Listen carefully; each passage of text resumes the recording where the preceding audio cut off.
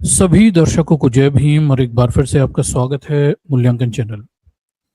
दर्शकों, आज की जो स्ट्रीम है इसमें हम देश के जो गंभीर आर्थिक हालात हैं उन पर चर्चा करने वाले हैं। हालांकि ऐसा हम पहली बार नहीं करने वाले हैं, इससे पहले भी हमने देश के जो गंभीर आर्थिक हालात हैं उन पर चर्चा की हुई है और समय समय पर जो भी इस दिशा में अपडेट होते हैं वो हम आपके सामने रखते रहते हैं। और आज जो देश के सामने गंभीर चुनौती खड़ी हो गई है उसका थोड़ा अपडेट आपके सामने हम रखते हैं कि कैसे इस समय हमारा देश जो है वो बेहद गंभीर आर्थिक हालातों से जूझ रहा है। और ये जो बदहाली है, देश की जो बदहाली है, ये पिछले 11 सालों की जो आर्थिक दुराचार है जो बीजेपी और मोदी सरकार ने इस देश की अर्थव्यवस्था के साथ किया है उसका एक समुच्चय है, कलेक्टिव फॉर्म है। ठीक, तो दर्शकों, आप देख रहे हैं मूल्यांकन चैनल और हम यहाँ लगातार उन मुद्दों पर चर्चा करते रहते हैं जिन पर सामान्यतः चर्चाएं सोशल मीडिया और अन्य प्लेटफॉर्म पर नहीं की जाती। ठीक, और आज की जो स्ट्रीम है, देश के बर्बाद जो आर्थिक हालात हैं, हम धीरे धीरे आर्थिक बर्बादी की तरफ जो आगे बढ़ रहे हैं और पिछले 11 सालों के दुष्परिणाम के दौरान ये सब हुआ है, इस पर थोड़ी सी आपका ध्यान इस तरफ आकर्षित करना चाहेंगे। और उम्मीद करता हूँ मेरी आवाज़ हमेशा की तरह आप तक लाउड एंड क्लियर पहुंच रही होगी। और अगर कोई वॉइस के इश्यूज हों तो आप, चूंकि ये लाइव स्ट्रीम है, आप कमेंट बॉक्स में लिखकर मुझे बता सकते हैं। तो चलिए अपने मुद्दे की तरफ आगे बढ़ते हैं। तो देखिए दर्शकों, इस समय एक देश के रूप में भारत कई प्रकार की समस्याओं से जूझ रहा है। एक तरफ हम इलेक्टेड ऑटोक्रेसी हो गए हैं जहां एक ही सरकार है पिछले 10 सालों से और ये उसका तीसरा कार्यकाल है, अब 15 भी हो जाएंगे, और जो ऐसे हालात पैदा कर चुकी है जो चुनाव को रिग कर चुकी है और जिसका अब चुनाव व्यवस्था से हटना मुश्किल दिखता है। तो हमारा लोकतांत्रिक व्यवस्थाएं और संस्थाएं कमजोर होती चली जा रही हैं, ये हमारी लोकतंत्र के हालात हैं। दूसरी तरफ वैश्विक स्तर पर देखें तो हमारे सामने कई प्रकार के संकट खड़े हुए हैं। पर्यावरणीय स्तर पर देखें तो El Nino, super El Nino बहुत तेज गर्मी का मौसम लेकर आने वाली है। कहा जा रहा है इस बार बारिश थोड़ी कम होगी और हमारी कृषि क्षेत्र में समस्याएं होंगी और गर्मी से होने वाली परेशानियों से हमें जूझना पड़ेगा। तो सभी क्षेत्रों पर, तमाम सारी क्षेत्रों पर गंभीर चुनौतियां भारत के सामने खड़ी हुई हैं और इनमें से एक बड़ा क्षेत्र है आर्थिक क्षेत्र। हम आर्थिक बदहाली के मुकाम पर खड़े हुए हैं, वर्ज हम वहां पर हैं ऑन इकोनॉमिक डिस्ट्रप्शन। ठीक, हमारी अर्थव्यवस्था बेहद गंभीर हालात में इस समय चल रही है और ये गंभीर हालात पिछले 11 सालों में अर्थव्यवस्था के कुप्रबंधन, दुराचार जो सरकार में बैठे हुए लोगों ने किए हैं उसके परिणाम स्वरूप हमारे सामने दिखाई देती। तो मामला क्या है? मामला इस समय पूरे मीडिया पर चर्चाओं का विषय बना हुआ है कि अभी कल तक तो, अभी की तो बात है, कुछ ही समय की तो बात है, इस देश में चुनाव चल रहे थे और भयानक रूप से बंगाल का चुनाव डाका डालकर लूट लेने की खुशी मनाई जा रही थी, चिल्ला चिल्ला कर छाती फाड़ी जा रही थी। एक मोदी जी क्या बोलते हैं, एक रैली में जाते हैं और वह रैली में जाकर मोदी जी देश की जनता से अपील करते हैं कि भैया देखिए, देश के आर्थिक हालात खराब हैं और युद्ध के कारण जो समय ईरान और क्या बोलते हैं अमेरिका और इजराइल के बीच युद्ध चल रहा है, जो पिछले 3 महीने से युद्ध चल रहा है, उस युद्ध के कारण देश में ये समस्या खड़ी हो गई है और लोगों को सोना कम खरीदना चाहिए, खर्चे में कटौती करनी चाहिए। इस तरह की बात मोदी जी अपनी रैली में करते हुए दिखाई दे रहे हैं। चलिए एग्जैक्टली उन्होंने क्या कहा और इसका पूरा मायने क्या बनता है। तो हैदराबाद में ये रैली हो रही थी। ये भी बड़ा आश्चर्यजनक है कि उत्तर भारत की जगह दक्षिण भारत में जाकर मोदी जी अपील करते हैं। अरे, बंगाल में चुनाव जीता था, ये अपील बंगाल में ही करनी चाहिए थी ना। ठीक, तो दक्षिण भारत में जाकर मोदी जी अपील करते हैं कि भाई देखिए, इस युद्ध के कारण जो समय युद्ध चल रहा है, देश के आर्थिक हालात खराब हैं और लोगों को 1 साल तक सोना नहीं खरीदना चाहिए। ठीक, कारण उन्होंने बताया कि भाई सोना जो है वो विदेशी मुद्रा में खरीदा जाता है और भारत के पास विदेशी मुद्रा की भुगतान संतुलन की समस्या खड़ी हो गई है। डॉलर लगातार मजबूत हो रहा है, रुपया कमजोर हो रहा है और ऐसे ही सोना खरीदते रहेंगे तो भारत के सामने भुगतान समस्याएं बढ़ती रहेंगी। ठीक, तो वो कह रहे हैं कि भाई आप सोना मत खरीदिए। फिर वो इससे आगे बढ़ जाते हैं, वो ये भी कहते हैं कि पेट्रोल डीजल की कम खपत करिए, कार पूलिंग करिए और कम ही पेट्रोल डीजल जलाइए, ऐसा भी कह रहे हैं। फिर वो ये भी कह रहे हैं कि भाई खाद्य तेल की खपत, यानी खाने का तेल जो विदेशों से आता है बड़ी तादाद में, वो भी महंगा हो गया है डॉलर के मजबूत होने से। तो इसका भी खपत कम कर दीजिए, मतलब खाने पीने में तेल का उपयोग भी कम करिए। रासायनिक खाद की जगह प्राकृतिक खाद का उपयोग करिए, मतलब उर्वरक, हमारी देश की खेती, बहुसंख्यक खेती जो है वो रासायनिक खाद पर निर्भर है।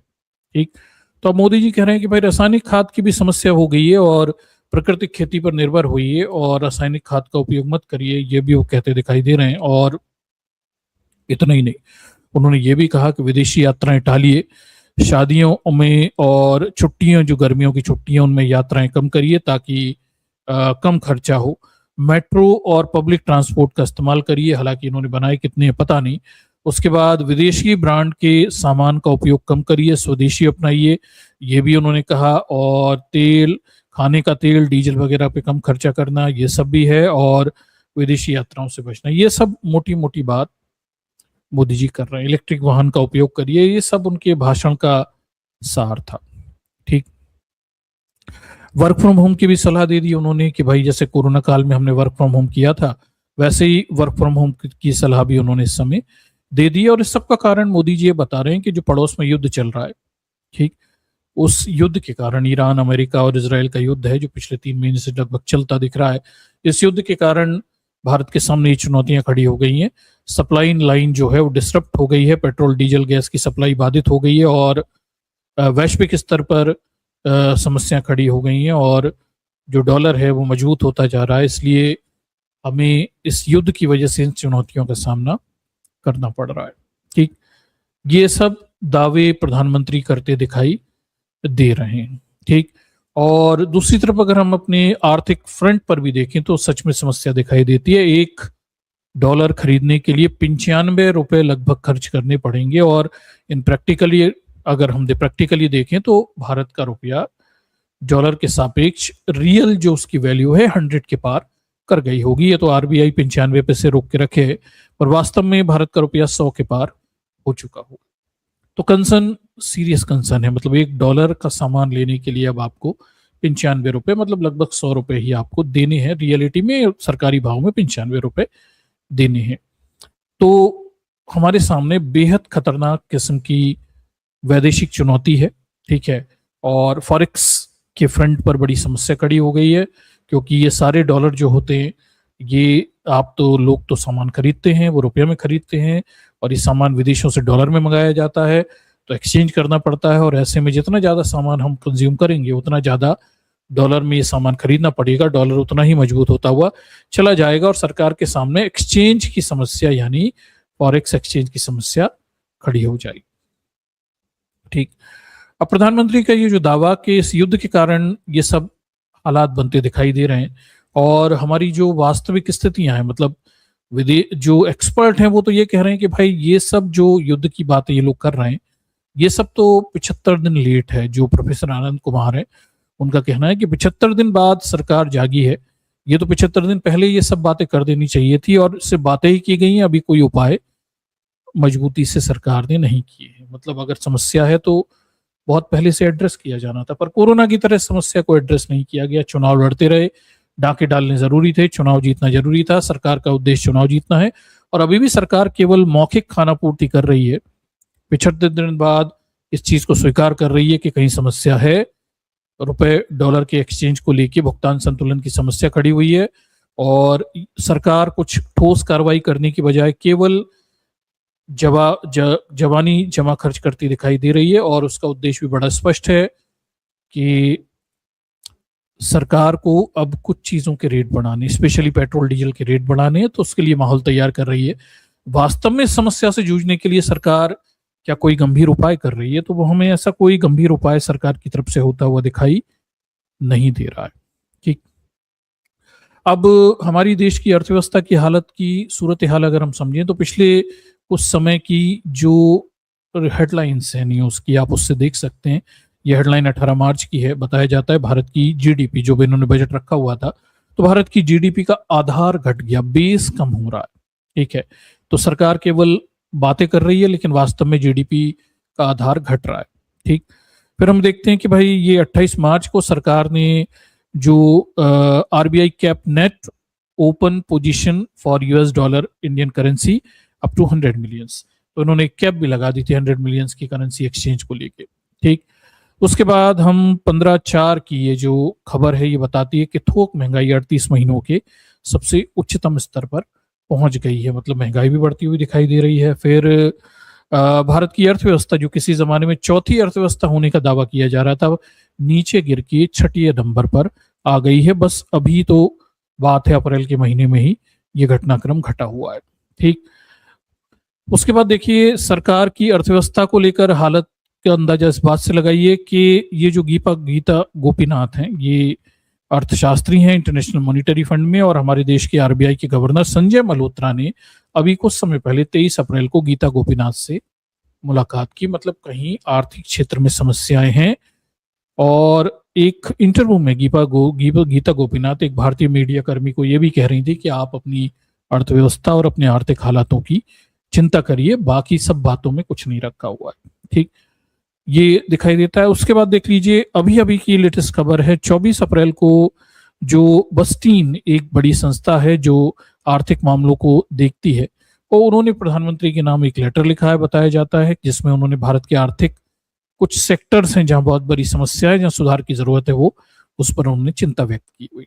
ठीक, फिर भारत की सरकार का जो जीएसटी कलेक्शन है, ठीक है, जीएसटी कलेक्शन देखिए क्या आश्चर्यजनक न्यूज है। हालांकि गोदी मीडिया न्यूज को कैसे दिखाता है, वास्तविकताएं क्या है, ये दैनिक भास्कर वाला ये कह रहा है कि जीएसटी कलेक्शन बढ़ गया, पर वो ये नहीं बता रहा कि भारत की सरकार का जो जीएसटी कलेक्शन है 2.42 लाख करोड़ हो गया। पिछले साल कितना था? 2.23 लाख करोड़, मतलब मामूली सा जीएसटी कलेक्शन बढ़ा है। ठीक है, और ये कमाई भी कहां से आई है? सरकार को इंपोर्ट से आई है। 25% कमाई इंपोर्ट से बढ़ी है, मतलब लोग इंपोर्ट ज्यादा कर रहे हैं, उससे सरकार को टैक्स मिल रहा है, उससे कमाई बढ़ रही है। लेकिन असलियत में ज्यादा इंपोर्ट करते हो तो रुपया कमजोर होता है, डॉलर मजबूत होता है। ठीक, तो ये भी स्थिति, ये आंकड़ा दर्शाता हुआ दिख रहा है, तो सरकार की कमाई भी कम होती जा रही है। ठीक है, डॉलर के मुकाबले लगातार रुपया नीचे गिर रहा है, और लगातार गिरता ही चला जा रहा है, उसे आरबीआई अब थाम नहीं पा रहा। ठीक, ये भी खबरें हैं। और भारत का शेयर बाजार वो लगातार औंधे मुंह गिर रहा है, उस पर किसी चीज का फर्क ही नहीं पड़ रहा। बंगाल जीत का भी कोई फर्क नहीं पड़ा, ये तब भी गिरता रहा। अभी आज की ये खबर है, जब प्रधानमंत्री इतनी बड़ी घोषणा करते हैं आर्थिक हालातों की, तो शेयर बाजार का गिरना तय था, और ये 4 दिनों में 3,500 पॉइंट ये टूट गया है। और रियलिटी और आईटी सेक्टर के बुरे हाल दिखाई दे रहे हैं। और समस्या केवल इतने पे नहीं है, भारत के आईटी सेक्टर में भी समस्या बनी हुई है, जहां से बड़ी तादाद में डॉलर आते हैं। 93,000 से ज्यादा लोगों की नौकरियां आईटी सेक्टर में इस साल गई हैं, और एआई इसके लिए एक बड़ा कारण बताया जा रहा है। ठीक, मोदी सरकार की आर्थिक नीतियों का गुब्बारा फट गया, और एफआईआई की हिस्सेदारी 14 सालों में निचले स्तर पे। फॉरेन इंस्टीट्यूशनल इन्वेस्टर्स, ठीक है, उनकी जो हिस्सेदारी होती है वो 14 सालों में सबसे निचले स्तर पर चली गई। मतलब बड़ी तादाद में जो फॉरेन इंस्टीट्यूशनल इन्वेस्टर्स होते हैं, एफआईआईस होते हैं, वो भारत से पैसा निकाल रहे हैं। मतलब एफपी फॉरेन पोर्टफोलियो इन्वेस्टर भी निकाल रहे हैं जो शेयर मार्केट में लगाते हैं, एफआईआईस जो होते हैं वो भी निकाल रहे हैं। तो बड़ी तादाद में भारत से इन्वेस्टमेंट बाहर निकालकर बड़े बड़े विदेशी संस्थान भारत से बाहर जा रहे हैं, जो दिखा रहे हैं कि भारत की अर्थव्यवस्था में अब लोगों का विश्वास कम हो रहा है। ठीक, ये आप समझ पा रहे होंगे। ठीक, उसके बाद तेल कंपनियों को हर दिन नुकसान हो रहा है, ये तो खबर आपने देख ही ली होगी। उसके बाद साबुन बिस्कुट को लेकर सभी चीजों के दाम बढ़ रहे हैं, क्योंकि चीजें महंगी होती चली जा रही हैं, विदेशों से आने वाला सामान महंगा हो रहा है, ये तो हमने देखा ही। और इसके अलावा हमने पिछले कुछ दिनों में एक न्यूज भी पढ़ी कि कई हजार करोड़ पिछले 1 महीने में लोगों ने नगद निकाल लिए और वो बैंक में वापस नहीं गए। और फिर हमने ये भी देखा कि बड़ी तादाद में लोग सोना खरीद रहे हैं, और सोने में ज्वेलरी नहीं खरीदी जा रही, सोने के बिस्किट्स और ब्रिक्स खरीदे जा रहे हैं। और कारण ये है कि भारत के रुपए में लोगों का विश्वास अब खत्म हो गया है, इसलिए लोग अपने पैसे को कन्वर्ट करके गोल्ड में कन्वर्ट कर रहे हैं। ठीक, क्योंकि उनका करेंसी में विश्वास नहीं है, गोल्ड में विश्वास है। तो ये भी दिखाता है कि बड़े बड़े जो पैसे वाले लोग हैं, उनका भारतीय अर्थव्यवस्था में कॉन्फिडेंस वो बेहद कमजोर हो गया है। ठीक, तो अर्थव्यवस्था में विश्वास गिरना एक और बड़ी समस्या है जो लगातार बढ़ती चली जा रही। अब अगर आप ध्यान से देखें तो सरकार ये कह रही है, मोदी ये कह रहे हैं विशेषकर, कि ये जो पूरा मामला है ये तो इस युद्ध की वजह से हुआ, ये जो युद्ध चल रहा है पिछले लगभग फरवरी के बाद से, 28 फरवरी के बाद से, फरवरी के बाद मार्च, अप्रैल, मई, लगभग 3 महीने के आसपास, इस युद्ध की वजह से ये आर्थिक हालात हैं। पर इस युद्ध से बहुत पहले, ठीक है, अगर आप देखें तो ये दिसंबर 2025, दिसंबर 5 दिसंबर की ये हमारी स्ट्रीम है, जिसमें हमने बताया था कि रुपया 90 पार हो गया, अभी 95 पार हुआ है। मतलब युद्ध के पहले ही, दिसंबर में ही, युद्ध तो फरवरी के एंड में शुरू होता है, युद्ध के पहले ही भारतीय अर्थव्यवस्था के हाल बहुत बुरे थे। युद्ध एक बॉटलनेक जरूर क्रिएट करता है, मतलब वो हालात पैदा करता है कि बुरे को और बुरा बनाता है, पर हमारी अर्थव्यवस्था पहले से ही भारी संकट से जूझ रही थी और रुपया 90 पार तो दिसंबर 5 दिसंबर की ये न्यूज है, तभी हो गया था, ठीक है। और हमारी हालात पहले से ही खराब चल रहे थे, युद्ध ने और बुरे हालात खराब कर दिए। युद्ध तो 28 फरवरी से शुरू हुआ, हम दिसंबर में ही बुरे हाल पे थे, ठीक। 21 मार्च की एक खबर बताती है कि ईरान युद्ध से पहले ही भारतीय अर्थव्यवस्था के जो 8 कोर सेक्टर हैं, वो उनकी वृद्धि दर घटकर आधी रह गई थी। मतलब इंडियन इकोनॉमी में जो कोर सेक्टर्स होते हैं, उनकी जो ग्रोथ रेट है वो आधी रह गई है, मतलब ग्रोथ नहीं हो रही है, सामान नहीं बिक रहा है, ठीक। 3 दिसंबर 2025 की खबर है, देखिए, जिसमें बताया गया रुपया 90 पार कर गया। तो रुपया तो ऑलरेडी दिसंबर में ही 90 पार कर गया था, युद्ध से बहुत पहले ये हालात हो गए थे। और जब रुपया 90 पार किया था दिसंबर में, तब जब विपक्ष ये बात उठा रहा था तो प्रधानमंत्री विपक्ष को डांट रहे थे। वो कह रहे थे कि भाई संसद में कि विपक्ष ड्रामा कर रहा है, ड्रामा मत करिए, डिलीवरी करिए। मोदी जी ये कह रहे थे। मोदी जी ये भी कह रहे थे कि मौसम का मजा लो, ठीक। जब रुपया 90 पार कर रहे थे तो मोदी जी दिसंबर में मौसम के मजे लेने की बात कह रहे थे। मौसम इन्हें बड़ा रंगीन दिख रहा था। और तब भी हमने स्ट्रीम करके आपको बताया था कि देश की आर्थिक हालात दिन ब दिन खराब होते चले जा रहे हैं, ठीक है। दिसंबर में ही भारत की अर्थव्यवस्था की परेशानियां बढ़ गई थी, तब तो युद्ध भी शुरू नहीं हुआ था और कई सारी समस्याएं थी। रुपया 90 पार हो गया था और उस ऐतिहासिक गिरावट के कारण तब भी वही थे जो आज हैं। विदेशी पूंजी बाहर निकल रही थी लगातार। जो एफपीआई यानी शेयर मार्केट में पैसा लगाने वाले लोग हैं भारत में, तब से ही, पिछले साल भर से ही पैसा निकाल रहे हैं, ठीक। तो डॉलर की बड़ी समस्या हो रही थी, वो पैसा निकाल के जाते हैं, वो डॉलर में एक्सचेंज कराते हैं और अपना पैसा निकाल कर ले जाते हैं। और होता यह कि इससे रुपया कमजोर हो जाता है, ठीक। उसके बाद भारत के आयात लगातार बढ़ रहे थे, इंपोर्ट लगातार बढ़ रहे थे। पिछले 11 साल में कृत्रिम तरीके से अर्थव्यवस्था में लिक्विडिटी ऑफ करेंसी बढ़ाकर सरकार ने भारत के आयात बड़े पैमाने पे बढ़वा दिए। इंपोर्ट्स लगातार बढ़ते चले जा रहे हैं और इंपोर्ट्स में मजबूरी है, क्रूड ऑयल, कच्चा तेल, धातु, इलेक्ट्रॉनिक सामान लगातार बढ़ते चले जा रहे हैं और उससे भी डॉलर लगातार मजबूत हो रहा था, रुपया लगातार कमजोर हो रहा था। ये पहले से ही चल रहा था। और अगर हम वैश्विक हालातों को देखें, ठीक, तो वैश्विक हालात भी डोनाल्ड ट्रंप के आने के बाद, उनके टैरिफ लगाने के बाद बिगड़ते चले गए। और अगर हम अपने साउथ एशिया में देखें तो भारत एकमात्र करेंसी थी जो डॉलर के मुकाबले कमजोर होती चली जा रही थी। वर्स्ट परफॉर्मिंग करेंसी रुपया पहले से ही बना हुआ था, ठीक। और डॉलर रुपए के सामने लगातार पहले से ही मजबूत हो रहा था और पहले से ही आरबीआई डॉलर को मजबूत होने से रोकने के लिए डॉलर बेच रहा था, रुपये को बचा रहा था, गिरने से बचा रहा था। ये सब दिसंबर से पहले से ही चल रहा था। भारत का व्यापार घाटा लगातार बढ़ रहा था। ये सारी चीजें उन न्यूज में हमने पहले से बताई। और उस समय जब मैंने न्यूज की थी दिसंबर में, स्ट्रीम की थी दिसंबर में, तब मैंने ये बताया था, जिस मुद्दे को लेकर लोगों को बहुत ऑब्जेक्शन भी हुए थे, कि जो मीडिया में ये सब चल रहा है कि व्यापार घाटा बढ़ रहा है और इंपोर्ट बढ़ रहा है और डॉलर कमजोर हो रहा, मजबूत हो रहा है, ये सब बातें की जा रही है, लेकिन कारण पे बात नहीं की जा रही कि आखिर क्या कारण है। पिछले 11 सालों में बीजेपी में सत्ता में आने के बाद हमारे देश के आर्थिक हालात वो दिन ब दिन बिगड़ते चले जा रहे हैं और रुपया कमजोर होता चला जा रहा है और डॉलर मजबूत होता चला जा रहा है। पिछले 70 सालों के मुकाबले, 70 कह रहा हूं, पिछली सरकार के मुकाबले 2014 के बाद 11 सालों में इतना क्या बदल गया कि भारत की अर्थव्यवस्था में रुपया इतना कमजोर हो गया, ठीक। ये मुद्दे पे हमने तब भी विचार किया हुआ था और तब हमने इस बात की थी कि हुआ ये कि भाई बीजेपी सत्ता में आई और मोदी को एक बनी बनाई व्यवस्था मिल गई थी जिसपे चढ़ के मोदी बैठ गए। मोदी तो अयोग्य थे और मोदी के आसपास के लोगों में इतनी क्षमताएं तो थी नहीं कि अर्थव्यवस्था को विकास की तरफ ले जाएं। पुरानी सरकारों ने जो विकास किया था उस बनी बनाई व्यवस्था पर ये चढ़कर बैठ गए और इन्होंने फिर अपनी अर्थव्यवस्था का संचालन वोट बैंक की राजनीति को चमकाने के लिए इन्होंने करना शुरू किया। अब अर्थव्यवस्था बढ़ाने सुधारने की क्षमता इनमें पहले भी नहीं थी और ये चाहते भी नहीं थे, लेकिन कृत्रिम तरीके से भारत की अर्थव्यवस्था का दुरुपयोग इन्होंने अपनी वोट बैंक की राजनीति के लिए किया। और हुआ क्या कि इन्होंने बड़े पैमाने पे कर्ज लेना शुरू किया, बड़ी तादाद में कर्ज लिए गए।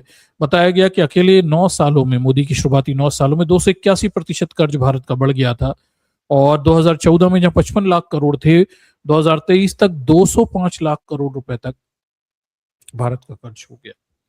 तो बड़े पैमाने पे कर्ज लिया गया और इस कर्ज का उपयोग कहाँ किया गया? तो सरकार ने अर्थव्यवस्था का दुरुपयोग किया अपनी वोट बैंक की राजनीति को चमकाने के लिए। बड़ी सारी लाभकारी योजनाएं, बेनिफिशियरी स्कीम्स चलाई। ठीक, मैंने आपको पिछली स्ट्रीमों में भी इस मुद्दे पे चर्चा किया हुआ है कि लाभकारी योजनाएं और क्या बोलते हैं कल्याणकारी योजनाएं, इन दोनों में बड़ा अंतर होता है। वेलफेयर स्कीम्स और बेनिफिशियरी स्कीम्स में बहुत बड़ा अंतर हो रहा है। पुरानी सरकारें जो थी, मनमोहन सिंह के समय जो स्कीमें होती थी वो कल्याणकारी योजनाएं होती थी, ठीक, वेलफेयर स्कीम्स होती थी।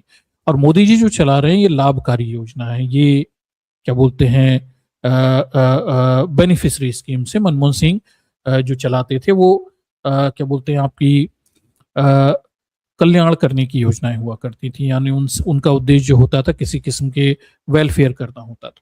ठीक, इसे थोड़ा समझने की जरूरत है कि सरकार जब लोन लेती है और उस लोन का उपयोग कल्याणकारी योजनाओं में लगाती है, यानी वेलफेयर स्कीम्स में लगाती है, और उसका उद्देश्य ये रहता है कि लोग इस पैसे का उपयोग करके, मतलब सरकार लोगों के लिए कोई योजना परियोजना बनाती है, उसमें पैसा लगाती है और उद्देश्य ये रहता है इस पैसे का उपयोग करके लोग अपने पैरों पे खड़े हो जाएं, उस पैसे के बदले में कोई स्किल सीखें, उस योजना के बदले में लोग स्किल सीखें और पैरों पे खड़े हो जाएं और आगे चल के वो देश निर्माण में योगदान दें। इस तरह की योजनाएं जो होती हैं उन्हें हम क्या बोलते हैं वेलफेयर स्कीम्स कहते हैं।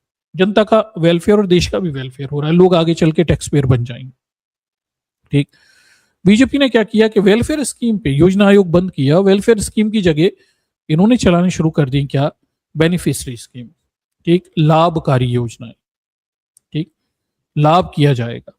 लाभकारी योजनाओं में क्या किया गया? बड़े पैमाने पे लाडली लक्ष्मी योजना, फलाना योजना, लाडली बहन योजना, तमाम सारी योजनाएं, फ्री में घर बनवा के देना, तमाम सारी योजनाओं के माध्यम से लोगों के हाथ में डायरेक्ट मनी ट्रांसफर उनके अकाउंट में किए गए। और इसके बदले में ये सुनिश्चित नहीं किया गया कि जनता जो पैसे ले रही है इसके बदले में कोई स्किल सीखे और आने वाले समय में जनता अपने पैरों पे खड़ी हो जाए और उस पैसे का क्या बोलते हैं पैरों पे खड़ी हो जाए तो वो टैक्स पेयर के दायरे में आ जाए और उस पैसे का उपयोग हो जाए, दोबारा उन्हें उस योजना में लाभ लेने की जरूरत ना पड़े। जो वेलफेयर स्कीम्स होती हैं उनका उद्देश्य रहता है कि एक बार हमने आपको पैसा दिया, आप पढ़ लिख गए, आप अच्छा कमाने खाने लगे और इस योजना के दायरे से आप बाहर हो गए। जो बेनिफिशियरी स्कीम होती है इनका उद्देश्य बड़ा साफ रहता है कि आप वोट बैंक तैयार कर रहे हैं। लाडली बहन योजना में 1500 रुपए महिलाओं को देकर आपने वोट बैंक तैयार कर लिया, लाडली लक्ष्मी योजना में वोट बैंक तैयार कर लिया। अब ये इन्हें आप पैसा देते रहोगे, ये लेते रहेंगे, खाते रहेंगे, वोट देते रहेंगे और ये वहीं पे रहेंगे। ठीक, तो बीजेपी ने बहुत सारी योजनाएं चलाई और इन योजनाओं का उद्देश्य ज्यादातर अगर आप देखें तो वेलफेयर स्कीम ना होकर ये सब बेनिफिशियरी स्कीम थी। लाभ दे दो, उसके बदले में जनता को स्किल मत सिखाओ, ऐसी कोई तकनीक मत सिखाओ जिससे ये सुनिश्चित हो कि इस पैसे के बदले में जनता में स्किल डेवलप हो और वो आगे चलकर अपने पैरों पे खड़ी हो, टैक्स पेयर बन जाए। ये सब नहीं, बस उस पैसे पे पालो। तो इस देश में 80 करोड़ से ज्यादा लोग 5 किलो राशन पे पल रहे हैं। इस देश में करोड़ों महिलाओं को 1500 रुपए, 1000 रुपए महिला सशक्तिकरण के नाम पे दे दिए गए। उसके बदले में वो क्या करेंगी? कोई स्किल डेवलप करेंगी क्या? कुछ नहीं, बस खा पी के डकार जाएंगी। ठीक, वो दे दिए गए, चुनाव जीते गए। ये सब पिछले 11 सालों में बड़े पैमाने पे करता है। बड़े तादाद में लोगों के घर बनवाए गए, प्रधानमंत्री आवास योजना की जगह 1-1, 2-2 लाख में लोगों के पैसे दिया गया, घर बनवाए गए। ये सारी योजनाएं जो है ये कल्याणकारी योजनाओं तो नहीं है, ये बेनिफिशियरी स्कीम ज्यादा है, लाभ देने वाली स्कीम है। समाज के एक बड़े वर्ग को सरकार अपने वोट बैंक के दायरे में और अपने ऊपर डिपेंडेंट करना चाहती थी। इसमें जम के पैसा उधार लिया गया, नोट भी छापे गए होंगे, हो सकता है, हमारे पास डेटा नहीं है इसका, लेकिन सरकार ने जो उधार लिया पैसा वो तो हमें दिखता है। पुरानी सरकार के मुकाबले कई गुना ज्यादा पैसा उधार लिया गया प्राइवेट इक्विटीज से उठाया गया, इंस्टीट्यूशनल क्या बोलते हैं आपके इंटरनेशनल इंस्टीट्यूशन से उठाया गया, तमाम सारी जगह से पैसा उधार लिया गया। ठीक, और इस पैसे को सरकार ने कल्याणकारी योजनाओं की जगह लाभकारी योजनाओं में जनता में बांट दिया। ठीक, तो जब बड़ी तादाद में पैसा जनता के हाथ में आ गया, नीचे तक फैला इकोनॉमी में, लोगों ने लाभ तो लिए, ये तो दो राय वाली बात नहीं है। ठीक भाई, अब 1500 रुपए किसी महिला को हर महीने मिलेंगे तो वो क्या ही करेगी, घर परिवार का खर्चे चलाएगी, वो सब करेगी, जो भी छोटा मोटा सामान खरीदेगी, ये और क्या करेंगी। ठीक, और एंड में ये पैसा जो है निकल कर पहुंच जाएगा कहाँ, व्यापारियों के पास, व्यापारियों से फिर टैक्स के रूप में सरकार के पास। तो महिलाओं को कितनी आगे बढ़ी पता नहीं, उनका कितना सशक्तिकरण हुआ पता नहीं, लेकिन उद्योगपति और व्यापारी खूब पैसा कमा गए इससे, वो पैसा घूमकर उनके पास पहुंचा। ठीक, तो जो समाज का निचला वर्ग था वो वहीं के वहीं रहा। वो 80 करोड़ लोग आज भी राशन पे पली रहे हैं। ठीक, वो वहीं हैं क्योंकि वो पैसा खा जाते हैं। वेलफेयर स्कीम्स नहीं है ये, बेनिफिशियरी स्कीम्स हैं। इससे लिक्विडिटी ऑफ करेंसी बढ़ती है। लिक्विडिटी ऑफ करेंसी बढ़ती है तो क्या होता है, यानी बड़ी तादाद में रुपया लेकर आपने उधार लेकर पैसा मार्केट में चला दिया। अब ज्यादा पैसा है तो ज्यादा खर्चे हो रहे हैं, ज्यादा खर्चे हो रहे हैं तो ज्यादा डिमांड हो रही है, ज्यादा डिमांड हो रही है तो विदेशों से ज्यादा सामान खरीदा जा रहा है। सामान निचला वर्ग नहीं खरीद रहा है, सामान वो वर्ग खरीद रहा है। 1500 रुपये आपने दिए लाडली बहन योजना में किसी महिला को, उसने खर्च किया किसे, खाने पीने के सामान पे, अपने जीवन की जरूरत के सामान पे 1500 रुपये खर्च कर दिए। ये पहुंच गया व्यापारी के पास, व्यापारियों ने ये पैसा करोड़ों में कमाया और उन्होंने उठाकर उनके बच्चे जो हैं महंगा सामान खरीदते हैं जो विदेशों से आता है बड़ी तादाद में। तो ऐसे कर कर होता यह है कि लिक्विडिटी ऑफ करेंसी यानी मुद्रा की तरलता बढ़ती है। और ये मुद्रा की तरलता जो है आयात, क्योंकि हम एक आयातक अर्थव्यवस्था है, हम भारत में कुछ नहीं बनाते, हम विदेशों से सामान खरीदने पर अधिक निर्भर हैं। ठीक, तो विदेशों से सामान खरीदना पड़ता है और विदेशों से सामान की जो बड़ी बड़ी चीजों की डिमांड बढ़ जाती है, महंगे फोन्स की, महंगी कार की, बड़े बड़े इंपॉर्टेंट लग्जूरियस गुड्स की, और एसेंशियल गुड्स भी हम विदेशों से ही खरीदते हैं, दवाइयाँ और तमाम सारी चीजें। तो इन सब चीजों की डिमांड बढ़ी और डिमांड बढ़ी तो विदेशों से आपने सामान खरीदा तो आपको पेमेंट करना पड़ा क्या, आप तो रुपए में करते हो, लेकिन जो खरीदने बनाने वाले हैं वो डॉलर में खरीद करते हैं उन चीजों को लाने वाले। और इस तरह से रुपए के सापेक्ष डॉलर मजबूत होता चला गया। मतलब आप ज्यादा रुपए डॉलर मांग रहे हो क्योंकि आपको विदेशों की सामान खरीदना है। ठीक, तो रुपया कमजोर और डॉलर मजबूत हो रहा है। ये ऐसे करके पिछले 11 सालों में हालात ये पैदा कर दिए गए कि जब 2014 में मनमोहन सिंह की सरकार गई थी 64-65 के करीब $1 होता था। मात्र 11 सालों में ये डॉलर 100 के करीब पहुंचने वाला है। मतलब ये मान के चलिए कि लगभग दोगुना ही कर देंगे मोदी 15 सालों में, जाते जाते 100 के ऊपर पहुंचा देंगे इसे। ठीक, मतलब जो पिछले 60 सालों में 70 सालों में नहीं हुआ था उस स्तर पे मात्र दोगुना इन्होंने डॉलर रुपया को कमजोर कर दिया। ठीक, अब डॉलर कहां से आए, उसके लिए तो आपके पास करेंसी होनी चाहिए भाई। बैलेंस ऑफ पेमेंट को बनाए रखने की करेंसी चाहिए और विदेशी मुद्रा चाहिए। विदेशी मुद्रा कहाँ से आती है, विदेशी मुद्रा आती है कहाँ से, रेमिटेंस से, यानी विदेशों में काम करने वाले भारतीय वो पैसा भेजते हैं। विदेशी मुद्रा आती है क्या बोलते हैं, एक्सपोर्ट से, जो हम विदेशों में सामान बेचते हैं उससे आती है। और ऑलरेडी भारत के साथ एक समस्या है कि हम एक इंपोर्टर इकोनॉमी है, एक्सपोर्टर इकोनॉमी कम है, एक्सपोर्ट कम होते हैं, इंपोर्ट ज्यादा होते हैं, तो हम तो घाटे में ही रहते हैं। रेमिटेंस एक बड़ी ताकत है, यानी विदेशों में भारत के करोड़ों लोग काम करते हैं, वहां से वो पैसा भेजते हैं, लेकिन वहां से भी अब समस्याएं बढ़ना शुरू हो रही हैं। और इसके अलावा इन्वेस्टमेंट, यानी तमाम सारे विदेशी portfolio investors, institutional investors, direct investors ये भारत में आते हैं, निवेश करते हैं, इससे भी डॉलर हमें मिलते हैं। लेकिन तीनों फ्रंट पे अब समस्याएं बनी हुई। एक तरफ आर्टिफिशियल इंटेलिजेंसी की वजह से बड़ी तादाद में क्या हो रहा है, हमारे जो आईटी सेक्टर है जो बहुत बड़ा रेमिटेंस देता है यानी डॉलर लेता है, वहां परेशानी है, वहां से अब पैसे कम हो रहे हैं क्योंकि लोगों की नौकरियां भी जा रही हैं। ठीक, दूसरी समस्या, बड़ी तादाद में भारत के लोग गल्फ कंट्री में नौकरियां करते हैं, तो गल्फ कंट्री में युद्ध चल रहा है, वहां से रेमिटेंस कम होंगे, वो एक समस्या है। फिर गल्फ युद्ध वॉर की वजह से बड़ी तादाद में भारत का माल जो गल्फ कंट्रीज में बिकता था वो भी बिकना बंद हो गया, हमारे एक्सपोर्ट प्रभावित हो रहे हैं, तो वहां से भी पैसा आना बंद हो रहा है। तो तमाम सारे क्षेत्र जहां से हमारे पास रेमिटेंस आते थे उनकी कमी होती चली जा रही है। नतीजा हमारा विदेशी मुद्रा भंडार जो क्या बोलते हैं रेमिटेंस के दम पे टिका था, यानी डॉलर वहां से आते रहते थे, वो कमजोर हो रहे हैं। दूसरी तरफ हमारे इंपोर्ट बढ़ते चले जा रहे हैं, आयात लगातार बढ़ते चले जा रहे हैं, महंगे हो रहे हैं। युद्ध की वजह से पेट्रोल महंगा हो गया, फर्टिलाइजर महंगे हो गए, युद्ध की वजह से तेल महंगा हो गया, खाने का तेल में हर चीज महंगी हो रही है। तो एक तरफ विदेशी मुद्रा आपके अकाउंट में आना कम हो गई है, दूसरी तरफ तमाम सारी महत्वपूर्ण चीजें महंगी होती चली जा रही हैं, जिन्हें आपको ज्यादा डॉलर देके खरीदना पड़ रहा है। तो इससे हो जा रहा है कि हमारा विदेशी मुद्रा भंडार लगातार गिरता चला जा रहा है, एक्सपोनेंशियली गिर रहा है, यानी एक एक हफ्ते में बहुत सारा गिर रहा है। ठीक। और इस वजह से क्या हो रहा है, हमारे सामने भुगतान संतुलन यानी बैलेंस ऑफ पेमेंट की समस्या खड़ी हो गई है। और ऐसा देश जिसके पास रुपए एक्सचेंज करके, मैं एग्जांपल दे रहा हूं अपना, भारत का रुपए एक्सचेंज करके डॉलर या किसी मुद्रा को एक्सचेंज करने की क्षमताएं कम हो जाती हैं, खत्म हो जाती हैं, वो दिवालिया होने की स्थिति में आ जाता है। ठीक। तो अगर हम भुगतान संतुलन की क्षमता खो देंगे हमारी सरकार, तो हम दिवालिया होने के रास्ते पर भी खड़े हैं। और ऐसी स्थिति में वो दौर आएगा श्रीलंका की तरह, बांग्लादेश, तमाम सारे देशों की तरह।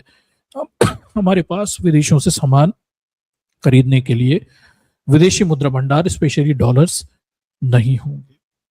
और तब भारत में असीमित महंगाई बढ़ जाएगी। इनफैक्ट एक्यूट शॉर्टेज, महंगाई तो छोड़ भी दीजिए, सामान ही नहीं होगा।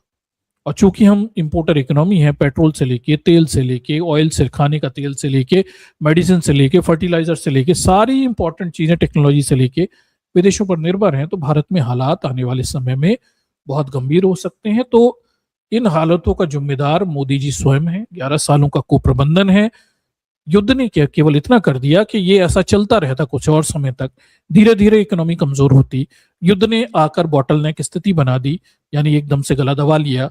और जो स्थिति आने वाले 2-3 सालों में डेवलप होने वाली थी, वो अभी ही अगले 3-4 महीने में डेवलप होने की संभावना हो गई। ऑलरेडी हम परेशानी में हैं, 3-4 महीने में हमारी बॉटलनेक स्थिति बहुत खराब होने वाली है। ठीक। तो मेरे ख्याल से ये सब बातें मैंने पहले भी की हैं कि युद्ध एक कारण नहीं है।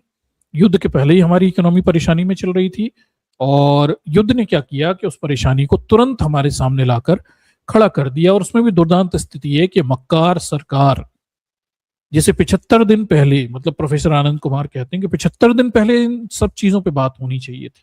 दुनिया के दूसरे देशों में ये सब होने लगा था।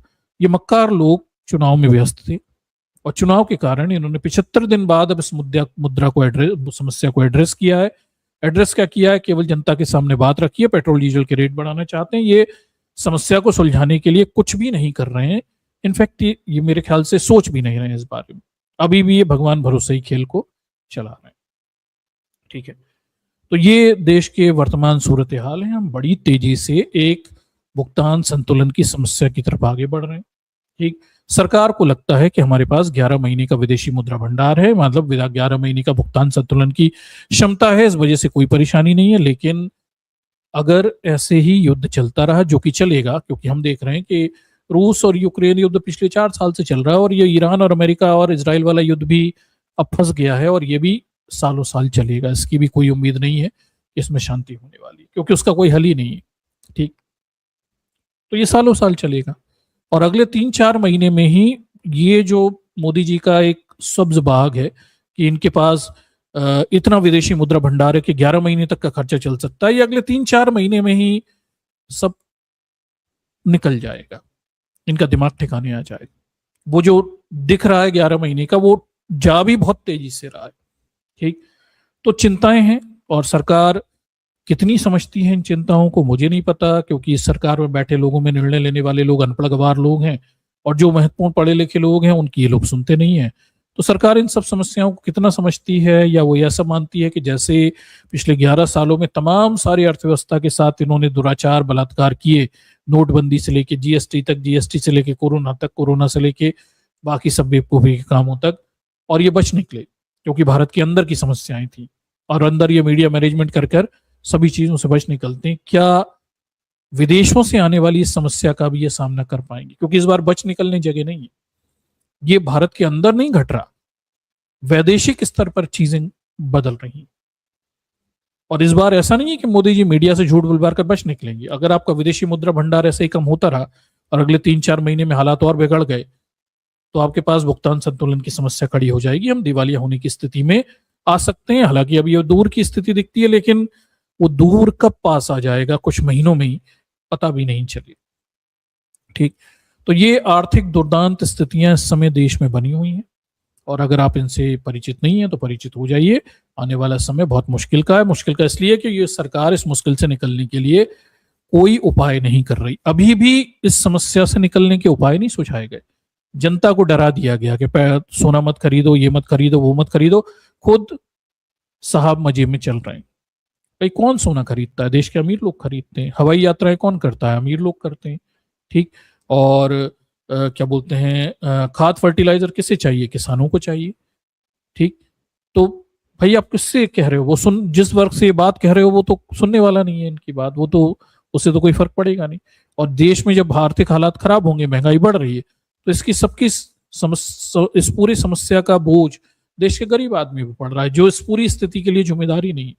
ठीक, भाई हमारे जो आर्थिक हालात हैं उनके लिए जिम्मेदार देश का सशक्त, मजबूत और वर्ग है, और साथ में सरकार का कुप्रबंधन है। लेकिन इस समस्या को ज्यादा भोगेगा देश का गरीब आदमी, आम आदमी। ठीक, और आम आदमी कौन है? एससी, एसटी, ओबीसी लोग। उनके जीवन में ज्यादा परेशानियां इससे आने वाली है। अमीर तो फिर भी बच निकले। ठीक, तो ये देश के दुर्दांत सूरत हाल हैं। और जब मैंने इस हिस्ट्री की हुई थी तो मैंने एक चीज और बताई थी कि ये तो ठीक है, लाभार्थी योजनाएं, सरकार ने बहुत पैसा खर्च किया, ये सब भी है। लेकिन एक और बड़ा खतरनाक काम बीजेपी ने पिछले 11 सालों में किया है कि देश के कीमती संसाधनों को धर्म और धर्मांधता पे खर्च किया गया है। ठीक, और ये सबसे कंट्रोवर्शियल बात थी जो मैंने की थी। लोगों ने बहुत इसका अपोज भी किया। उन्होंने कहा इससे क्या लेना देना। नहीं नहीं नहीं, ये वही तो सरकार है जो हमें ये बता रही थी कि मंदिरों से देश की अर्थव्यवस्था बढ़ेगी। भूल गए क्या? कुंभ का मेला हो रहा था, तब हमें बताया गया कुंभ के मेले से इतने लाख करोड़ का उत्तर प्रदेश में फायदा होगा। कहां गया वो लाख करोड़? कहां गया वो फायदा? ठीक, फिर जब राम मंदिर बना तो लोगों ने कहा आपने 1600 करोड़ खर्च कर दिए, इसका क्या फायदा, आरएनडी कर लेते। तो उन्होंने कहा नहीं नहीं, इससे अर्थव्यवस्था का विकास होता है। पूरा हो गया अर्थव्यवस्था का विकास। कहां गया ये वो पैसा? कहां गया जो आया होगा? ठीक, तो मंदिरों से देश की अर्थव्यवस्था का विकास करने की हमें कहानी सुनाई जा रही थी, और अब यह स्थिति है कि हम भुगतान संतुलन की स्थिति पे $1 100 का होने वाला है। तो अर्थव्यवस्था का विकास हुआ क्यों नहीं मंदिरों से और कुंभ के मेले से? और उसमें जो लाखों करोड़ रुपए खर्च किए गए वो कहाँ गए? ठीक, तो जब मैंने ये कहा कि भाई देखिए, ये बैलेंस ऑफ पेमेंट की आप बात कर रहे हैं, रुपया मजबूत, तो डॉलर का मजबूत हो रहा है, रुपया कमजोर हो रहा है, और देश में इंपोर्ट बढ़ रहा है, और पेट्रोल डीजल की खपत बढ़ रही है। इन सब चीजों के केंद्र में धर्म और धर्मांधता है, जो बीजेपी ने पिछले 11 सालों में हद दर्जे तक बढ़ा दी है। तो बहुत लोगों ने बहुत ऑब्जेक्शन किए कि उन्होंने कहा ये कैसे हो सकता है, धर्म का क्या लेना देना इससे? नहीं भाई, इसका बड़ा लेना देना। आपको ये समझना पड़ेगा कि बीजेपी ने एक तरफ कल्याणकारी योजना, लाभार्थी योजना में खूब पैसा लोगों के जेबों में भरा, गरीबों के पास भरा। ठीक, और फिर देश में धार्मिक माहौल बनाया, खूब सारे मंदिर बनाए, और इसमें उधार ले लेकर इन मंदिरों में पैसे लगे। चाहे उज्जैन के कॉरिडोर हो, चाहे काशी के कॉरिडोर हो, चाहे मथुरा में बन रहा कॉरिडोर हो, अरबों खरबों रुपया इन कॉरिडोर्स में लगाया जा रहा है। ये सब उधार लेके लगाया जा रहा है। ठीक, उधार से ही तो सब खेल चल रहा है। बड़े बड़े शहरों को मिटा दिया गया, कॉलोनीज को मिटा दिया गया, रोडें बना दी गई धार्मिक कार्यों के लिए। ठीक, और जबरदस्त तरीके से धर्म और धर्मांधता में पैसे लगाए गए, और देश में धार्मिक माहौल बनाया गया, बड़े बड़े तीर्थ और कॉरिडोर बनाए गए, जीर्णोद्धार किए गए, हजारों करोड़ रुपए इसमें फूंक दिया गया। और ये सब पैसा कहां से आया? ये उधार का पैसा है, लोन ले लेके पैसा लगा रहे हैं। ठीक है, उधार ले लेके पैसा लगाया हुआ है इन लोगों ने। ठीक, तो धर्म और धर्मांधता में अनावश्यक रूप से पैसा लगाया गया ताकि देश में धार्मिक माहौल बढ़े, रिलीजियसली मोटिवेशन हो, और लोगों को धार्मिक बनाया गया। पैसा लगा के फूक के बड़े बड़े 5 स्टार होटलों की तरह धार्मिक कॉरिडोर्स बनाए गए ताकि लोग वहां पर आए, और बड़े तादाद में लोगों ने धर्म और धर्मपरायणता बढ़ती चली गई। लोगों ने धार्मिक यात्राएं शुरू कर दी। इस देश के लोगों ने धार्मिक यात्राएं शुरू कर दी। उनके हाथ में, जिनके हाथ में 500-1500 रुपए इन्होंने योजनाओं के दिए, वो भी धार्मिक यात्राएं करने लगे। तो देश को पिछले 11 सालों में कृत्रिम तरीके से योजना बनाकर बड़ी तेजी से धर्म और धर्मांधता की तरफ मोड़ा गया। नतीजा ये है कि देश के कीमती संसाधन जो रिसर्च पे खर्च होने थे, आरएनडी पे खर्च होने थे, इंडस्ट्रियलाइजेशन पे खर्च होने थे, निर्माण पे खर्च होने थे, वो सब धर्म और धर्मांधता पे खर्च कर दिए गए। आज हमारे देश की सूरत ये हाल ये है कि लोगों के पास पैसा है, जो कि सरकार ने पैसा बांटा है जमीन पर, और उस पैसे से वो धर्म यात्राएं करते हैं, वो कारें खरीदते हैं, कारों से पेट्रोल डीजल जलाते हैं, धर्म यात्राएं करते हैं, यहाँ वहां घूमते हैं, वो बसों से जाते हैं।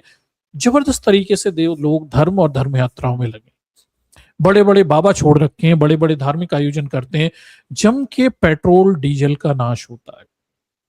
पब्लिक ट्रांसपोर्ट तो सरकार ने विकसित किए नहीं। करोड़ों अरबों रुपए कुंभ के मेले में बताया गया 50 करोड़ लोग आए, 30 करोड़ लोग आए। अरे ये कैसे आए? बड़ी तादाद में लोग पब्लिक ट्रांसपोर्टेशन की जगह ये गाड़ियां और ये सब यूज करके आए, इन्होंने पेट्रोल डलाया, डीजल जलाया, इतना खर्चा किया, तो डॉलर ही तो मजबूत होगा, और क्या होगा। तो अपने बाप के घर से थोड़ी, अब मोदी जी कह रहे हैं हमारे यहाँ तेल के कुएं नहीं है। तेल के कुएं नहीं थे तो ये करोड़ों लोगों को बुला क्यों लिया था अपने कुंभ के मेले में? फिर उन्होंने डीजल पेट्रोल जलाए होंगे तो डॉलर मजबूत नहीं हुआ क्या? तो जम के धर्म और धर्मांधता में पैसा लगाया गया है, और उससे देश में धार्मिक माहौल बनाया गया है, लोगों में पैसा बांटा गया और लोगों से कहा गया आप जाओ धार्मिक स्थलों पे जाओ, और धर्मांधता बढ़ाई गई। लोग धार्मिक स्थलों पे जाते हैं और जम के खर्च करते हैं, पेट्रोल जलाते हैं, कारें खरीदते हैं, सब विदेशों से आता है। आपकी कार भी विदेशों से आती है, टेक्नोलॉजी भी विदेशों से आती है, बड़ी तादाद में उसमें से बनते, भले ही भारत में इनका क्या बोलते हैं असेंबलिंग होती हो, पर इनमें से ज्यादा चीजें विदेशों पर निर्भर होती हैं। और उसके बाद पेट्रोल डीजल तो आपका विदेशों से आ ही रहा है। तो करोड़ों लोग जब इस काम को करेंगे तो अरबों की संख्या में पैसा खर्च होगा, डिमांड जनरेट होगी। फिर आप कह रहे हो इंपोर्ट बढ़ गए, पेट्रोल का इंपोर्ट बढ़ गया। अरे तुमने धर्मांधता इतनी, करोड़ों लोग तीर्थ यात्रा में सड़े सड़ाए अमावस्या के दिन, सड़ी सड़ाई गुरु पूर्णिमा के दिन, जहां चाहे धार्मिक स्थलों में करोड़ों लोग इकट्ठे हो जाते हैं। छुटवैया अमावस्या पे नहाने के लिए कि करोड़ लोग इकट्ठे हो जाते हैं। काय से जाते हैं? पब्लिक ट्रांसपोर्ट तो है नहीं इस देश में, नाम मात्र के हैं ट्रेनें और बस। ऑब्वियसली आप निजी वाहन करके जाते हो, पेट्रोल डीजल जलाते हो। तो धर्मांधता एक बहुत बड़ा धर्मांधता बहुत बड़ा एक कारण है जिसकी वजह से इस देश में खर्चा जो है इस क्षेत्र में हो रहा है, और इसके नतीजतन रुपया कमजोर हो रहा है, डॉलर मजबूत हो रहा है। बड़ी तादाद में लोग अब इन सब चीजों का उपयोग कर रहे हैं, कि बहुत कड़वा सच है, मीडिया वाले ये नहीं बताएंगे आप। जब करोड़ों की संख्या में लोग कुंभ के मेले में, आप सोचिए 30 करोड़ लोग, उन्होंने कहा 50 करोड़ तक दावे किए गए, चलो 50 करोड़ लोग अगर कुंभ के मेले में आएंगे तो काहे से हवा में उड़ के थोड़ी आ गए होंगे। हवा में भी आए होंगे तो पेट्रोल एटीएफ डलाया होगा ना, पेट्रोल चलाया होगा, बसों से आए होंगे, कारों से आए, सब जगह आपने डीजल पेट्रोल चलाया। ट्रेन से कितने ही आ पाए हो इतनी बड़ी तादाद में, और किस लिए किया? केवल एक धर्म के लिए। मतलब मुझे ये बात समझ में आती है कि एसेंशियल कामों के लिए हम पेट्रोल डीजल डलाते हैं, लोग नौकरियों पे जाते हैं, लोग काम धंधे करते हैं, उसके लिए वो तो मजबूरी है, उसके लिए पेट्रोल डीजल डलाना समझ में आता है। उद्योगों के लिए पेट्रोल डीजल डलाते हो क्योंकि उससे सामान बनाते हो, वो समझ में आता है। धर्म के लिए पेट्रोल डीजल डला रहे, इससे क्या उत्पादन होने वाला, और इससे देश को क्या फायदा होने वाला? और फायदा अगर हुआ है तो आज डॉलर मजबूत क्यों हो रहा है, रुपया कमजोर क्यों हो रहा है? भाई वो दावे किए हुए कुंभ के मेले से 1 लाख करोड़ की अर्थव्यवस्था का विकास होगा, 1 लाख करोड़ की इकोनॉमी डेवलप होगी, कहां गई वो 1 लाख करोड़ की इकोनॉमी? ये तो भट्टे लगे बैठे हैं। आपका तो एक जीडीपी का बेस ही कम हो गया, चौथी अर्थव्यवस्था बनने की जगह छठी अर्थव्यवस्था पे पहुंच गए, रुपया लगातार कमजोरी होता जा रहा है। तो अब ये सुनिश्चित है कि भाई कोई लाभ नहीं हुआ। धर्मांधता में जो पैसे लगाए गए, बड़े बड़े मंदिरों का निर्माण किया गया, कॉरिडोर बनाए गए, करोड़ों अरबों लोगों ने धर्म यात्राएं की, ये सब देश के कीमती संसाधनों को बर्बाद किया गया। और कटसी ये सब उधार के पैसे से किया गया। सरकार ने बड़ी तादाद में पैसा लोन पे उठाया, डॉलर्स उठाए, विदेशों से कर्जा लिया, स्वदेशों से कर्जा लिया, इंस्टीट्यूशन से कर्जा लिया, और वो रीपेमेंट करना पड़ता है। रीपेमेंट तो आप रुपए में तो नहीं करोगे ना, डॉलर में ही करोगे, तो ये तो मजबूत होगा ना डॉलर। और इस पूरे धार्मिक माहौल में पेट्रोल डीजल की अंधी दुरुपयोग किया गया। आज भी राजनीतिक माहौल, अभी चुनाव चल रहे थे, चुनाव में जबरदस्त तरीके से पेट्रोल डीजल जलाया गया, और पेट्रोल डीजल है नहीं, और फिर कह रहे हैं रुपया मजबूत हो रहा है। अरे भैया तुम्हें चुनाव कराने की जरूरत क्या पड़ गई थी इतनी यार, जब आपके पास इतने बुरे हालात हैं कि सोना खरीदने के लिए आपके पास लोगों से आप मना कर रहे हो, पेट्रोल डीजल जलाने के, खाने का तेल के लिए मना कर रहे हो, तो चुनाव क्यों करा लिया आपने भाई? और इतना खर्चा किया इन चुनाव में, पेट्रोल डीजल सब जलाया, जम के यात्राएं हुई और नेताओं ने नंगे नाच किए, खूब बड़े बड़े आयोजन किए, करोड़ों लोगों को इकट्ठा किया। कितना पेट्रोल डीजल डलाया, कितना रुपया कमजोर किया आपने। तो गैर उत्पादक चीजों पे हमने पैसा खर्च कर दिया, चुनावों पे खर्च किया हमने, धार्मिक आयोजनों पे क्या बोलते हैं संसाधन बर्बाद कर दिए विदेशों से ला लाकर। ठीक, अब रुपया आपका कमजोर हो चुका है, वो 100 के करीब है, 95 पार कर गया है, बहुत जल्दी 100 के पास पहुंच जाएगा, ₹1 $100 के करीब हो जाएगा। धर्म और धर्मांधता उसमें बहुत बड़ा कारण है, जिस पर कभी हम मेन स्ट्रीम मीडिया विश्लेषण नहीं करता।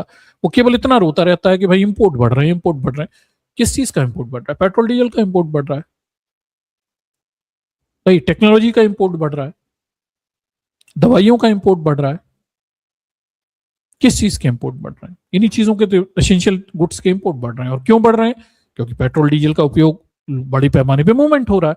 मूवमेंट किस लिए हो रहा है? धार्मिक यात्राओं के लिए मूवमेंट हो रहा है भाई। मैटर ऑफ फैक्ट ये है कि इस देश में बड़ी तादाद में लोग धर्म और धार्मिक यात्राओं के लिए अननेसेसरी मूवमेंट कर रहे हैं और पेट्रोल डीजल चला रहे हैं, जिसका कोई सेंस नहीं।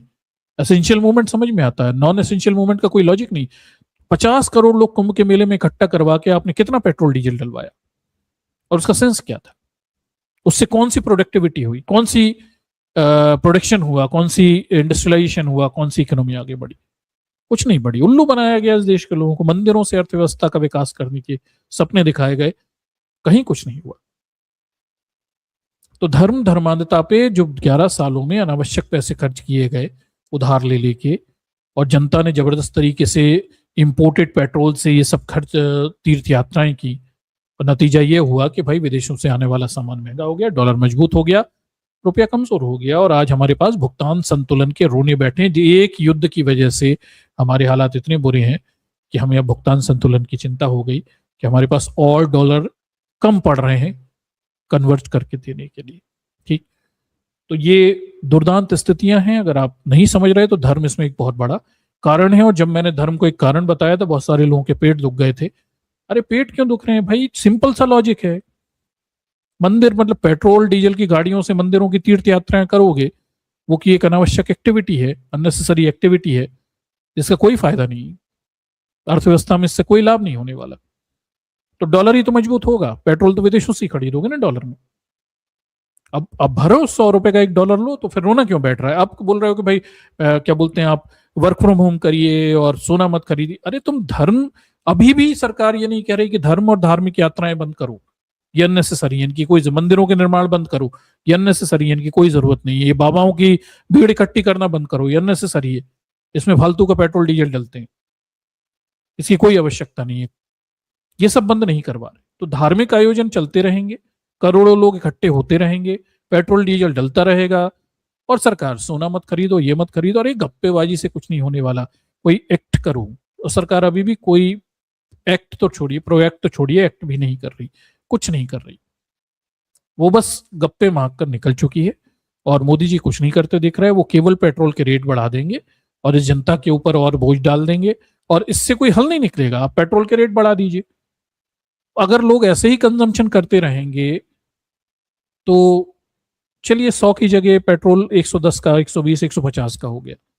लेकिन अगर आप ऐसे ही लाभार्थी योजनाओं में पैसे देते रहोगे और पैसा जमीन पर उतरता रहेगा, जनता लोगों के हाथों में जाता रहेगा, लोग ऐसे ही धर्म यात्राएं करते रहेंगे, खर्चा करते रहेंगे, तो ₹150 का भी पेट्रोल खरीद लेंगे।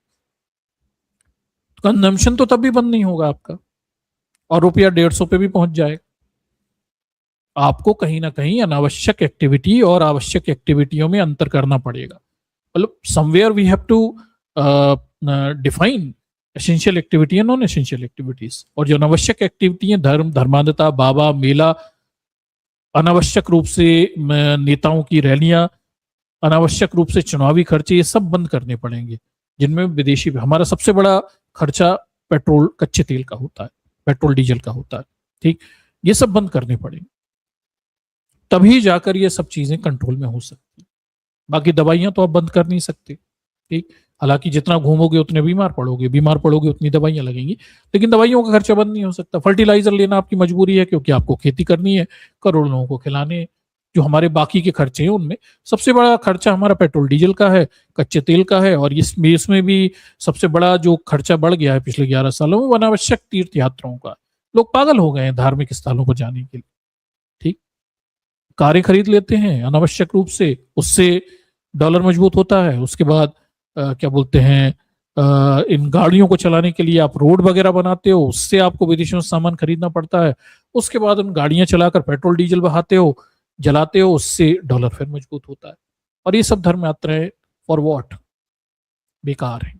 इसका कोई प्रोडक्टिविटी नहीं है, सोसाइटी को इससे कुछ भी नहीं मिल रहा, इनफैक्ट समाज पीछे की दूरी जा रहा है। तो ये जब दर्शकों मैंने ये बात पिछली स्ट्रीम में की हुई थी तो लोगों को बहुत तकलीफ हुई थी, पर मैटर ऑफ फैक्ट तो यही है ना, हम अनावश्यक रूप से धर्म और धर्म के नाम पर कच्चे तेल को नष्ट कर रहे हैं। और उससे होता क्या है कि बड़ी तादाद में जब खर्चा हो जाता है तो लिक्विडिटी बढ़ जाती है। तो मैं बता ही चुका हूं, लिक्विडिटी बढ़ेगी तो लोग सामान खरीदेंगे, वो तो मैंने लाभकारी योजनाओं के रूप में आपको पहले ही बता दिया है। तो इस तरह से सरकार कृत्रिम रूप से क्या बोलते हैं, अर्थव्यवस्था में पैसा झोंकती है, डिमांड क्रिएट करवाती है, विदेशी सामान की डिमांड होती है और फिर डॉलर में पेमेंट करना पड़ता है, रुपया कमजोर होता है और डॉलर मजबूत होता हुआ चला जाता है। ठीक, और इस सब के लिए बीजेपी सरकार, पिछले 11 सालों की सरकार, उनकी लाभकारी योजनाएं सबसे ज्यादा जिम्मेदार हैं। और इस सरकार की धर्म और धर्म पर किए गए खर्चे ये सबसे बड़े जिम्मेदार कारक हैं जिनकी वजह से इस देश के आज ये हालात हैं। आप माने या ना माने, हमारे देश की जो भुगतान संतुलन की समस्या है उसमें सबसे बड़ा कारण है हमारा व्यापार घाटा। व्यापार घाटे में सबसे बड़ा कारण जो है वो है पेट्रोल डीजल यानी कच्चे तेल का आयात जो हमारा बढ़ा है। और कच्चे तेल का आयात बढ़ने में सबसे बड़ा कारण धर्म और धार्मिक यात्राएं हैं, क्योंकि इसके कोई डेटा नहीं निकालता। ठीक, इसलिए कभी सामने नहीं आते। आप जाकर ढूंढ के देखिए, आपको पता चलेगा बड़ी तादाद में लोग अनावश्यक धार्मिक यात्राएं कर रहे हैं, पेट्रोल डीजल बर्बाद कर रहे हैं और इससे हमारा रुपया कमजोर हो रहा है, डॉलर मजबूत हो रहा है, हमारा व्यापार घाटा बढ़ता चला जा रहा है। और ये रुकने वाला नहीं है जब तक आप धर्म, धर्मांधता, ये सब नौटंकी बंद ना करेंगे। और देश का प्रधानमंत्री खुद ही जब धार्मिक नौटंकी करता हो तो फिर बाकियों से हम क्या ही उम्मीद करें।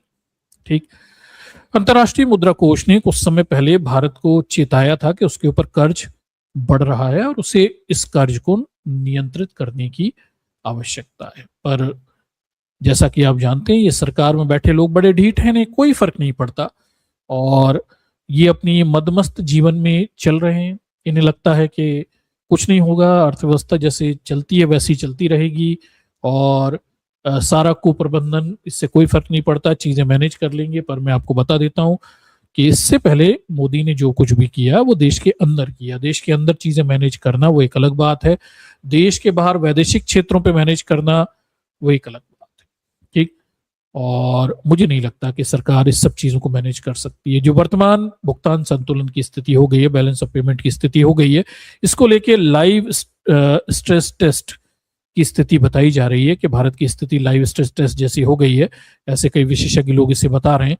और इसमें भारत को कई सारी समस्याओं का सामना आगे करना पड़ेगा। उन्होंने कई सारे कारण भी बताए और उनके कारणों को मैं ज्यादा महत्व नहीं देता। मैं हमेशा ये मानता हूं कि भाई ये लोग निष्पक्ष विश्लेषण नहीं करते। जो बड़े बड़े बाजार में बैठे विश्लेषक हैं वो असली चीज नहीं बताते कि कहाँ पे खर्चा हो रहा है और किस वजह से ज्यादा परेशानियां पैदा हो रही। ठीक है, तो अभी भी सरकार एक स्वप्न लोक में जी रही है। उसे लगता है कि 1991 जैसे हालात नहीं होंगे, हमारे पास 11 महीने का भुगतान संतुलन यानी पैसा है। पर मैं आपको बता देता हूं ये भी अपने आप में एक झूठी स्थिति है। भारत का जो विदेशी मुद्रा भंडार है, जिसे 697 बिलियन डॉलर का बताया जा रहा है और जिसके आधार पर कहा जा रहा है 11 महीने तक का खर्चा हो सकता है। ठीक, तो इसे थोड़ा आप समझ लीजिए कि इसमें जो विदेशी मुद्रा है वो तो केवल 551 बिलियन डॉलर तक की ही है, बाकी का तो सोना, SDR और बाकी की जगह पे, तो वो तो आप उपयोग वैसे भी नहीं कर सकते। और इसकी भी एक सच्चाई आप देखिए कितनी तेजी से डिफ्लेट हो रहा है। तो अभी युद्ध शुरू होने से पहले फरवरी में 728 बिलियन डॉलर के करीब का ये विदेशी मुद्रा भंडार था और युद्ध हुआ और 1 मई को देखिए 690 पे पहुंच गया और लगभग 38 अरब डॉलर के करीब उड़ गए। कुछ ही समय में ये पैसा उड़ गया। तो अभी जो हमें बड़ा बड़ा दिख रहा है, मोटा दिख रहा है, ये पता भी नहीं चलेगा, रुपया 100-120 पे पहुंचेगा और बड़ी तेजी से विदेशी मुद्रा भंडार फिर रातों रात उड़ता हुआ गायब होता हुआ चला जाएगा। और हम उस हालात में पहुंच सकते हैं जब हमारे पास भुगतान संतुलन की स्थितियां पैदा हो जाएं। मतलब ये कि हमारे पास और डॉलर नहीं रहेंगे रुपए से एक्सचेंज करके देने के लिए, और हमारी सरकार के पास, और ऐसी स्थितियों में जबकि देश आ जाता है तो उसे दिवालिया होने की स्थिति मान ली जाती है। 1991 में हम इस हालात से लगभग इस हालात के पास पहुंचकर वापस आए थे लोन वोन लेकर। ठीक है, तो ये हालात है स्थिति की, और सरकार तो सपनलोक में सोई हुई है, कुछ भी करने की स्थिति हमें दिखाई नहीं देती। हम एक बड़ी फाइनेंशियल इमरजेंसी की तरफ आगे बढ़ रहे हैं और ये कुछ भी करते हुए दिखाई नहीं दे रहे। ठीक, हाँ, प्रधानमंत्री मोदी जरूर विदेशों की यात्रा पर अब निकलने वाले हैं क्योंकि गर्मी बहुत है, साहब विदेश जाने वाले। ठीक, और जो नीति आयोग है उसने ये सलाह दी है कि भाई सरकार को अब, अभी की लेटेस्ट न्यूज है 12 तारीख की, कि सरकार को अब जो जितने भी प्रकार के जो कंस्ट्रक्शन है उन्हें बंद कर देने चाहिए। 2 साल के लिए कंस्ट्रक्शन बंद कर देना चाहिए। साथ ही उसने आईटी फर्म्स को भी वर्क फ्रॉम होम करने की सलाह दी है। तो ये सलाह है जो नीति आयोग अभी सरकार को दे रहा है, और इसमें से सरकार क्या मानेगी या नहीं मानेगी, लेकिन परिस्थितियां और स्थितियां बेहद खतरनाक हैं और हम बड़ी समस्याओं में आगे बढ़ सकते हैं। हम आर्थिक हालात, एक चुनौतीपूर्ण आर्थिक स्थिति की तरफ आगे बढ़ रहे हैं। अगर 3-4 महीने भी युद्ध चला और ये सब चीजें ऐसे ही चलती रही और सरकार ऐसे ही सोती रही, जो कि मुझे उम्मीद है कि ये कुछ नहीं करेंगे, इन्होंने अभी तक कुछ नहीं किया, मतलब 75 दिन तो लेट पहले से ही है। ये सब उपाय 75 दिन पहले करने चाहिए थे, दुनिया के बाकी देश कर रहे हैं। पाकिस्तान जैसे देश में हफ्ते में 4 दिन काम किया जा रहा है, 2 दिन की नहीं किया जा रहा, 6, क्योंकि उससे संकट आते हैं, मतलब इकोनॉमी और तमाम सारे संसाधन उनको ज्यादा बोझ पड़ता है। ठीक, हमारे देश में मदमस्त हाथी की तरह चुनाव चल रहे थे, खूब खर्चा किया जा रहा था और बिल्कुल समस्या थी नहीं चुनाव होने तक। चुनाव होने के बाद अब रोने आ गए कि सोना मत खरीदो, ये मत खरीदो। कोई तैयारी नहीं, कोई प्रिपरेशन नहीं। कोरोना जैसे हम अंधा मुंह डालकर इस पूरी चुनौती में जा रहे हैं। अगले 3-4 महीने तक लड़ाई ऐसी चलती रही और हरमुज से तेल का संकट नहीं सुलझा और डॉलर ऐसे ही मजबूत होता रहा, रुपया हमेशा कमजोर होता रहा, जो कि होने वाला है। कहीं से कोई रिस्पाइट तो हमें दिख नहीं रहा। तो बहुत सारी समस्याओं के लिए आप तैयार रहिए। ठीक, समस्याएं कौन सी होंगी? बड़ी सिंपल सी बात है, तेल के दाम और बढ़ेंगे, पेट्रोल डीजल के दाम बढ़ेंगे, यूरिया की संकट आने वाला है, मेडिसिन की समस्या, महंगाई बढ़ने वाली है, इलेक्ट्रॉनिक गैजेट्स की महंगाई बढ़ने वाली है। तो सारी इंपॉर्टेंट चीजें महंगी हो जाएंगी। और अगर इसी में, जिसे हम कहते हैं कोड़ में खाज, अगर इसी पूरे हालात में अल नीनो आता है, गर्मी बहुत तेज पड़ती है, फसल खराब होती है, पानी नहीं गिरता है, तो हम किस हालात में होंगे? मैं समझता हूं कि मुझे आपको बताने की जरूरत नहीं है, आप खुद इन चीजों को अज्यूम कर सकते हैं कि देश की स्थितियां आगे चलकर किन स्थितियों में जा सकती हैं। ठीक है, तो दर्शकों, ये एक पिक्चर है इकोनॉमी का जो हम समय समय पर रखते रहते हैं। पहले भी जब रुपया 90 पार किया था तब भी हमने आपके सामने इन चुनौतियों को रखा हुआ था, और अभी भी हम देश के इन हालातों में, जिनमें हम तब भी थे और आज भी हम बुरे ही हालात में हैं। मतलब दिसंबर से अब तक महंगाई बढ़ी गई, असीमित तरीके से बढ़ गई है। ठीक, हम वहीं पर हैं। लाइन राशनिंग एलपीजी की तो होने लग गई, बहुत जल्दी राशनिंग शायद पेट्रोल डीजल की भी होने लग जाए। और अगर यही हाल होते रहे तो मोदी जी तो कह ही चुके हैं कि खाद तेल की जगह नेचुरल खाद यूज करो। कहाँ से आएगी नेचुरल खाद, ये तो वही जान सकते हैं। ठीक, और पब्लिक ट्रांसपोर्ट यूज करो। पब्लिक ट्रांसपोर्ट है कहाँ यूज करने के लिए, और जो गरीब लोग हैं पहले से ही कर रहे हैं। मतलब मेट्रो में इतनी भीड़ है कि वहां घुस नहीं सकते, कहाँ से पब्लिक ट्रांसपोर्ट यूज कर ले। ठीक, तो कुल मिलाकर आप अपना हाथ जगन्नाथ, आप अपने दम पर हो। सरकार ने हाथ खड़े कर दिए हैं और लगता भी नहीं सरकार को कोई चिंता है। ठीक, तो सॉरी, मतलब मैं कोई ग्लूमी पिक्चर आपके सामने नहीं रखना चाह रहा, पर मैं केवल आपको वास्तविक हालातों से परिचित करा रहा हूं। और इन हालातों में निकलने के लिए सरकार कोई उपाय कर रही है, अभी तो मुझे नहीं दिखता कि कोई उपाय कर रही है। उपाय किए जा सकते हैं, बहुत सारे उपाय किए जा सकते हैं। देश के अमीर लोगों पे टैक्सेशन किया जा सकता है और कई सारी महत्वपूर्ण चीजों को बंद किया जा सकता है। 5 स्टार होटल्स बंद करिए, उनमें अनावश्यक खर्चा हो रहा है। और ये बड़े बड़े कुंभ के मेले, धार्मिक आयोजन जो है तुरंत बंद करिए, इनसे कोई फर्क नहीं पड़े। बाबाओं के आयोजन बंद करिए जिनमें लाखों लोग इकट्ठे होते हैं, तुरंत बंद करिए। ठीक, असेंशियल एक्टिविटीज को जारी रखिए, नॉन असेंशियल एक्टिविटीज को चॉक आउट करिए, उन्हें खत्म करवाइए। तब जाकर इस संकट से निकलने के कोई रास्ते बन सकते। पर मुझे नहीं लगता ये सरकार ये सब करने के बारे में सोचती भी है। ठीक, they are the least bothered peoples, उन्हें कोई चिंता नहीं। मोदी जी अभी निकल जाएंगे यूरोप के ठंडे में यूरोप के दौरे करने के लिए, क्योंकि भारत में बहुत गर्मी है। और आप अपना देख लो, ठीक, जो हो रहा है तो ये बढ़ जाएंगे, पेट्रोल डीजल के रेट बड़ा बढ़ू के निकल लेंगे। ठीक, तो इन हालातों में देश है, और क्या बोलते हैं, ये इन भविष्य की चुनौतियां हैं जो हमारे सामने मौजूद हैं, और इससे कोई निकलने की क्या रास्ते हैं देखते हैं। सरकार से ज्यादा उम्मीदें आप मत करिए।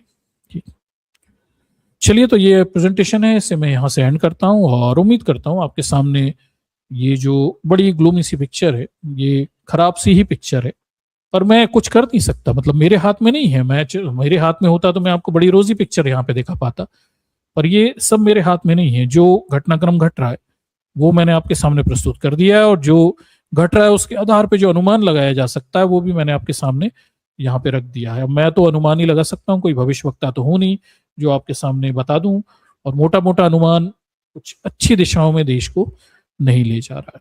ठीक, चलिए, तो ये आज का